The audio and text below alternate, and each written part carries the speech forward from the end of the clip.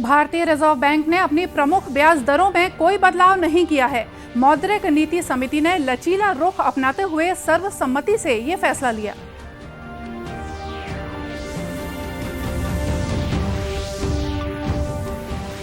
प्रदेश में छत्तीसगढ़ खाद्य और पोषण सुरक्षा अधिनियम के अंतर्गत जारी राशन कार्डों पर प्रधानमंत्री गरीब कल्याण अन्न योजना के समान अतिरिक्त खाद्यान्न का निःशुल्क वितरण किया जाएगा।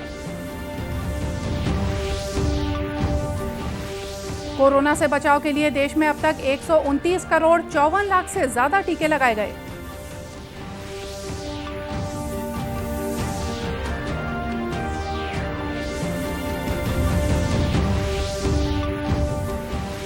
और राज्यपाल ने सशस्त्र सेना झंडा दिवस के अवसर पर भूतपूर्व सैनिकों और शहीद सैनिकों के परिजनों को सम्मानित किया।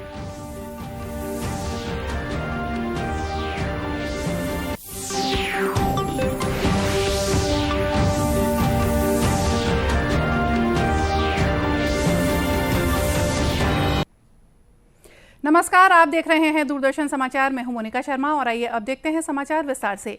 भारतीय रिजर्व बैंक ने अपनी प्रमुख ब्याज दरों में कोई बदलाव नहीं किया है। मौद्रिक नीति समिति ने लचीला रुख अपनाते हुए सर्वसम्मति से ये फैसला लिया। द्विमासिक मौद्रिक नीति समीक्षा की घोषणा करते हुए रिजर्व बैंक के गवर्नर शक्तिकांत दास ने कहा कि सीमांत स्थायी सुविधा यानी मार्जिनल स्टैंडिंग फैसिलिटी की दर और प्रमुख ब्याज दरें रेपो रेट 4.25% और रिजर्व रेपो दर 3.35% यथावत बनी रहेंगी। उन्होंने कहा कि पेट्रोल और डीजल के उत्पाद शुल्क और राज्य की वैट दरों में हाल में की गई कमी से लोगों की खरीदी की शक्ति बढ़ने से खपत भी बढ़ेगी। Incoming information indicates that consumption demand has been improving, with pent-up demand getting reinforced by the festive season demand. Rural demand is exhibiting resilience and farm employment is picking up with robust performance of agriculture and allied activities, supported by a strong start to Rabi sowing, continuing direct transfers under Prime Minister Kisan scheme and extension of the free food grain under Pradhan Mantri Garib Kalyan Anna Yojana till March 22. Urban demand has also shown signs of strengthening, with spending on travel and tourism surging in the last few months. Other indicators like railway freight traffic, port cargo, GST receipts, toll collections, petroleum consumption and air passenger traffic have also picked up in October-November. अर्थव्यवस्था में वृद्धि पर संतोष व्यक्त करते हुए श्री दास ने कहा कि अगस्त महीने से सरकारी खपत भी बढ़ रही है। रिजर्व बैंक ने 2021-22 में सकल घरेलू उत्पाद जीडीपी की वृद्धि दर 9.5% रहने का अनुमान बरकरार रखा है। तीसरी तिमाही में ये 6.6% और चौथी तिमाही में 6% रह सकती है। तमिलनाडु के कुन्नूर में आज वायुसेना का एक हेलीकॉप्टर दुर्घटनाग्रस्त हो गया। इसमें chief of defence staff general Bipin Rawat अपने स्टाफ, सेना के उच्च अधिकारियों और परिवार के सदस्यों के साथ सवार थे। हेलीकॉप्टर के अंदर मिलाकर कुल 14 लोग सवार थे। मौके पर मौजूद लोगों ने मलबे में से 2 शव निकाले हैं जो 80% तक जले हुए हैं। हादसा तमिलनाडु के नीलगिरी जिले में कोयम्बटूर और सुलूर के बीच हुआ। ये घने जंगलों वाला इलाका है। इसे क्वीन ऑफ हिल स्टेशन भी कहते हैं। सुलूर से इस हेलीकॉप्टर ने उड़ान भरी थी। वायुसेना ने हादसे की जांच के आदेश दे दिए हैं। सीडीएस जनरल रावत एक कार्यक्रम में हिस्सा लेने के लिए वेलिंगटन सशस्त्र बल कॉलेज में गए हुए थे। वहीं से लौटकर वे कुन्नूर की तरफ आ रहे थे। प्रदेश में छत्तीसगढ़ खाद्य और पोषण सुरक्षा अधिनियम के अंतर्गत जारी राशन कार्डों पर प्रधानमंत्री गरीब कल्याण अन्न योजना के समान अतिरिक्त खाद्यान्न का निःशुल्क वितरण किया जाएगा। इस पर 223 करोड़ रुपए से ज्यादा की राशि खर्च होगी। इसकी प्रतिपूर्ति राज्य नागरिक आपूर्ति निगम को मुख्यमंत्री खाद्यान्न सहायता के तहत की जाएगी। मुख्यमंत्री भूपेश बघेल की अध्यक्षता में आज रायपुर में आयोजित राज्य मंत्रिमंडल की बैठक में यह निर्णय लिया गया। कैबिनेट की बैठक में अन्य कई महत्वपूर्ण फैसले भी लिए गए। निर्णय के अनुसार अनुसूचित जाति जनजाति वर्ग के उद्यमियों को रियायती दर पर लैंड बैंक, अविकसित औद्योगिक प्रयोजन की भूमि आवंटित की जाएगी। वहीं सोलर विद्युत उत्पादन में लगने वाले प्लांट, काष्ठ यानी लकड़ी आधारित उद्योग, सूक्ष्म और लघु उद्योग के लिए अनुदान में वृद्धि की जाएगी। कैबिनेट में कोरोना संक्रमण और लॉकडाउन के कारण शैक्षणिक संस्थाओं की बसों द्वारा देय त्रैमासिक टैक्स में 1 जुलाई 2020 से 31 दिसंबर तक छूट देने के प्रस्ताव को भी मंजूरी दी गई है। इसके अलावा चालू खरीफ विपणन वर्ष में समर्थन मूल्य पर किसानों से धान खरीदी के लिए पुराने जूट बारदाने की दर 18 रुपये से बढ़ाकर 25 रुपये प्रति नग निर्धारित करने के साथ ही इसका भुगतान समर्थन मूल्य के साथ करने का भी निर्णय लिया गया है। डीजल के मूल्य में वृद्धि के कारण नगर वाहन के यात्री किराए में भी वृद्धि दर का अनुमोदन किया गया। कैबिनेट में यह भी निर्णय लिया गया है कि रायपुर विकास प्राधिकरण को पट्टे पर रायपुर नगर निगम क्षेत्र में पूर्व में आवंटित शासकीय भूमि को 1 रुपये प्रति वर्ग फुट की दर से आवंटित किया जाएगा।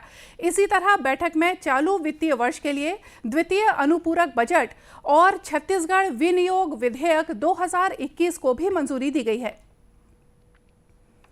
राष्ट्रव्यापी कोविड टीकाकरण अभियान के अंतर्गत अब तक देश में करीब 129 करोड़ 54 लाख से ज्यादा टीके लगाए जा चुके हैं। वहीं देश में स्वस्थ होने की दर 98.36% हो गई है। इधर छत्तीसगढ़ में भी कोरोना से बचाव के लिए टीकाकरण अभियान जोर शोर से जारी है। प्रदेश में अब तक 2,82,55,000 से ज्यादा कोरोना रोधी टीके लगाए गए हैं। इनमें 1,80,68,000 से ज्यादा लोगों को पहला टीका और 1,01,87,000 से ज्यादा लोगों को टीके की दूसरी खुराक दी जा चुकी है। इस बीच प्रदेश में कोरोना संक्रमण की दर लगातार घट रही है। वर्तमान में प्रदेश की पॉजिटिविटी दर 0.10% है। वहीं राज्य शासन द्वारा कोरोना काल में लगातार 6 महीने सेवा देने वाले अस्थायी स्वास्थ्य कर्मियों को स्वास्थ्य विभाग में तृतीय और चतुर्थ वर्ग कर्मचारियों के पदों में भर्ती के दौरान 10 बोनस अंक का लाभ देने का निर्णय लिया गया है। राज्यपाल अनुसुईया उइके ने सशस्त्र सेना झंडा दिवस के अवसर पर राजभवन में आयोजित समारोह में वीर नारियों, माताओं, भूतपूर्व सैनिकों और शहीद सैनिकों के परिजनों को सम्मानित किया और उन्हें सम्मान निधि प्रदान की। इस मौके पर महत्वपूर्ण दानदाताओं को भी सम्मानित किया गया। कार्यक्रम को संबोधित करते हुए राज्यपाल ने कहा कि सशस्त्र सेना झंडा दिवस शहीदों के परिवारों का सम्मान करने का पर्व है। हाल ही में शहीद हुए कर्नल विप्लव त्रिपाठी के माता-पिता को भी राज्यपाल ने सम्मानित किया और सम्मान निधि प्रदान की। राज्यपाल ने सशस्त्र सेना झंडा दिवस के अवसर पर पूरे देश सहित छत्तीसगढ़ के सभी शहीदों को नमन किया। समारोह में एनसीसी कैडेटों द्वारा मनमोहक देशभक्ति गीत भी प्रस्तुत किए गए। वहीं बिलासपुर में भी सशस्त्र झंडा दिवस पर जिला सैनिक कल्याण बोर्ड कार्यालय में सैनिकों और शहीदों के लिए सम्मान समारोह का आयोजन किया गया। इस अवसर पर जिला सैनिक बोर्ड के अध्यक्ष और कलेक्टर डॉक्टर सारांश मित्तर ने कहा कि झंडा दिवस देश की सेना के प्रति सम्मान प्रकट करने और उनके लिए एकजुट होने का दिन है। कार्यक्रम में उन्होंने शहीदों और भूतपूर्व सैनिकों का सम्मान करते हुए उन्हें अपनी शुभकामनाएं दी। फोर्सेस उनके द्वारा देश के लिए, देश की सरहदों पे और जो काउंटर इंसर्जेंसी ऑपरेशंस हैं उसमें लगातार किए जा रहे हैं। इस दिवस और ऐसे ही अन्य आयोजनों के माध्यम से हम लोग वो जो सुप्रीम सेक्रीफाइसेस ना केवल वो आदमी जो वहाँ पे देश के लिए लड़ रहा है, पर उससे बड़ा सेक्रीफाइस उसके परिवार के लिए भी है जो वो अपने सदस्य की बिना अपना जीवन यापन यहाँ पे कर रहा है। कार्यक्रम में जिला सैनिक कल्याण अधिकारी कर्नल कुलदीप सहगल ने भी सशस्त्र झंडा दिवस के बारे में विस्तार से जानकारी दी। भारत सरकार के ऊर्जा मंत्रालय ने देश में ऊर्जा संरक्षण को बढ़ावा देने के लिए राष्ट्रीय जागरूकता अभियान शुरू किया है। इसके तहत विद्यार्थियों को ऊर्जा संरक्षण की आवश्यकता के बारे में जागरूक करने के लिए देशव्यापी चित्रकला प्रतियोगिताओं का आयोजन किया जा रहा है। ये आयोजन न केवल विद्यार्थियों को ऊर्जा संरक्षण के लिए जागरूक करेगा, बल्कि उनके अभिभावकों को भी ऊर्जा संरक्षण के लिए प्रेरित करेगा। प्रतियोगिता 2 समूहों में आयोजित की जा रही है। छत्तीसगढ़ में power grid corporation of India limited को इस प्रतियोगिता के आयोजन की जिम्मेदारी सौंपी गई है। पावर ग्रिड कॉरपोरेशन बिलासपुर के महाप्रबंधक मयंक सिंह ने बताया कि बच्चों और उनके पालकों में ऊर्जा संरक्षण के प्रति जागरूकता लाने के लिए ये आयोजन किया गया है। इस प्रतियोगिता में चुने गए बच्चों को आगे होने वाली अखिल भारतीय चित्रकला प्रतियोगिता में सम्मिलित होने का मौका मिलेगा।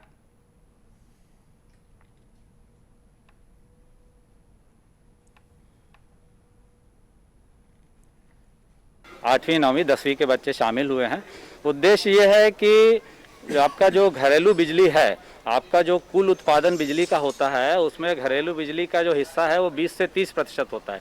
तो ये एक बहुत बड़ा हिस्सा है जिसमें कि हम बच्चों को जो है जागरूक करके, साथ ही जब हम बच्चों को जागरूक करते हैं तो उनके अभिभावक भी जुड़ते हैं, उनके शिक्षक भी जुड़ते हैं, इससे उनमें भी जो है जागरूकता आती है। तो घरेलू सेक्टर में जो है बिजली के जो इतना बड़ा जो 20 से 30% का उपयोग होता है, इसमें हम ऊर्जा दक्षता और ऊर्जा संरक्षण को कैसे जो है बढ़ावा दे सकते हैं, इसी को लेके हर साल ये राष्ट्रीय अभियान चलाया जाता है भारत सरकार द्वारा। और जो है जिससे कि बच्चे जो है संवेदनशील हों और उनमें जो है साथ साथ उनके अभिभावक और उनके जो है शिक्षक भी इसको लेके जागरूक बने।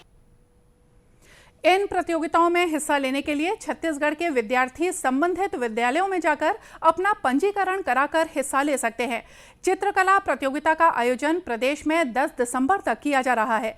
प्रतियोगिता के नतीजे पूरे प्रदेश में आयोजन होने के बाद एक साथ जारी किए जाएंगे। राजधानी रायपुर के बैडमिंटन खिलाड़ी ईशान भटनागर ने स्कॉटलैंड में मलेशिया के खिलाड़ियों को हराकर कांस्य पदक अपने नाम किया है। स्कॉटलैंड के वेल्स में आयोजित विक्टर वेल्श अंतर्राष्ट्रीय बैडमिंटन स्पर्धा में रायपुर के ईशान भटनागर और केरल की तनिषा क्रेस्टो की जोड़ी ने मिक्स डबल्स के क्वार्टर फाइनल में जीत हासिल की। जिला बैडमिंटन संघ के सचिव अनुराग दीक्षित ने बताया कि मिक्स डबल्स के मुकाबले में क्वार्टर फाइनल में मलेशिया के तान कोक शियान और देसरी हाउ शेन की जोड़ी को 29 मिनट में 21-16, 21-14 से हराकर ईशान और तनिषा की जोड़ी ने मेडल जीत लिया। इसके बाद इनका मुकाबला सेमीफाइनल में इंग्लैंड के कॉलम हेमिंग और जेसिका पक की जोड़ी से हुआ। 44 मिनट के संघर्ष के बाद इस भारतीय जोड़ी को हार का सामना करना पड़ा। ईशान ने कहा है कि आगे दूसरी प्रतियोगिताओं में वे और बेहतर करेंगे। आज़ादी के लिए भारत का शानदार संघर्ष आधुनिक विश्व के महानतम संघर्षों में से एक है। दूरदर्शन समाचार इतिहास की धारा बदलने वालों की झलक रोजाना आपके लिए लेकर आता है। आज हम बात करेंगे महान स्वतंत्रता संग्राम सेनानी भाई परमानंद के बारे में।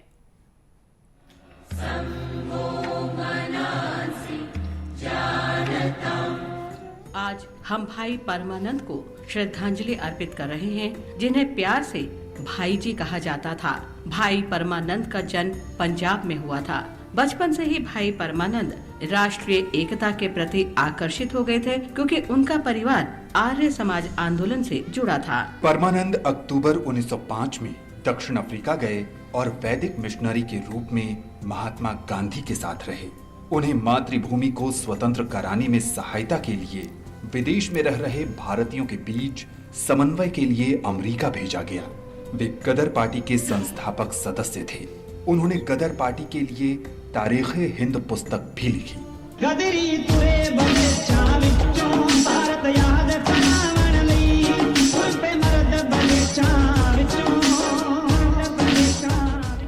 भारत लौटने पर उन्हें लाहौर षड्यंत्र केस में गिरफ्तार कर लिया गया।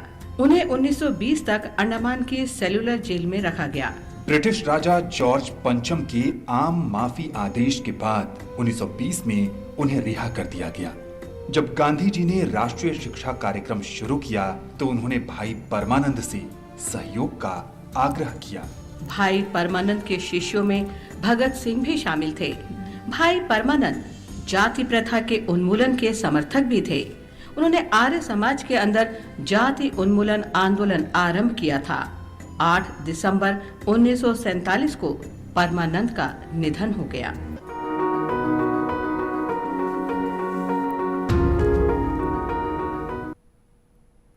और इसी के साथ आज का समाचार बुलेटिन यहीं समाप्त हुआ। नमस्कार।